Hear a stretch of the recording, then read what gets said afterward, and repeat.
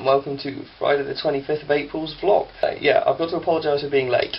I could have done this yesterday, but I was very busy doing work and had forgotten about it, and then when I did remember I had to do one, I was about to go out for the evening, so I deemed it more worthwhile waiting until today to do a proper one. On punishments, yeah, obviously I'm going to be punished for being late. David, yes, you missed a vlog, didn't you? So, and Rob said comments should be posted about punishments.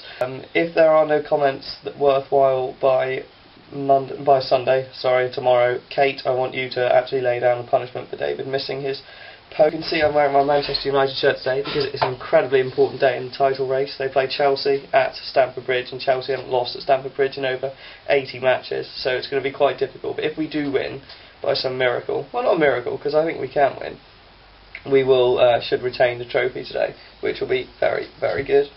So in the news, and there are a couple of really funny items here. Well, not really funny, actually, one really funny one. Firstly, there's a pipeline shuttage in northern Scotland because an oil refinery has to be shut down so workers can go on strike, and people are in uproar about this. And I don't really understand why, because unions are still allowed to strike. Apparently it's gone out of fashion since the 80s, but people pay their union membership every month, and this is what I found at the bank. Everyone paid their union membership, but never used it. The amount of times when they were so understaffed and stretched and so overwhelmed with work, I just felt like saying, well, you've got your union, why don't you strike about it? Because people just don't want to seem to strike anymore, and I think the union should be allowed to strike. It's over pension funds, I think, something like that, and the way their pension's sorted out, they're not happy. And they've tried negotiations, hasn't worked, so they've struck. And they are going on strike. They have to shut it down because they can't run the plant with no workers, obviously. Yeah, so it might inconvenience us a bit, but that's what strikes are supposed to do, really, at the end of the day, so good for them. And it's up north, so it won't really affect us down here. I'll go to the non-other funny one first. Cuba, mobile phones have just become available to the general public. They've only been restricted to government officials and ministers and people like that up till now, which is quite amazing to think, really, because Cuba's not that underdeveloped. Cuba's one of the best countries in the world for medicine, for example. It's really well developed, Cuba, in terms of economic development.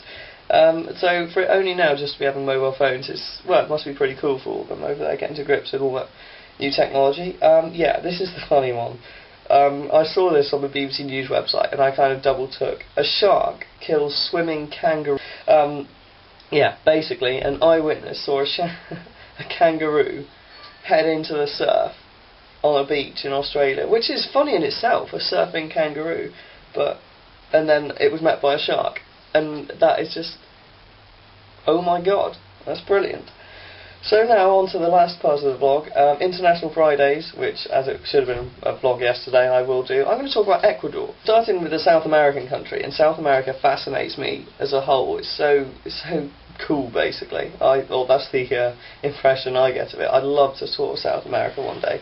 So here we go, Ecuador. Its capital is Quito. It's just located on the sort of top northwestern corner, below Colombia and above Peru.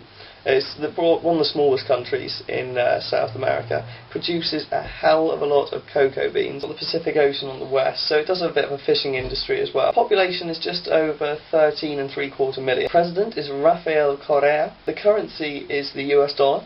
Into 24 provinces, low-lying land in the west and a mountainous region just in the middle, obviously the Andes. Massive variety in the climate considering how small the country it is. Some places are really, really wet, other parts is temperate and relatively dry.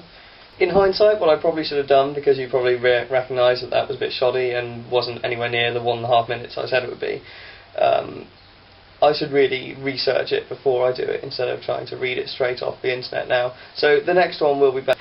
I may even recap Ecuador for you. So from me to Kate, your vlog tomorrow. Have a good weekend.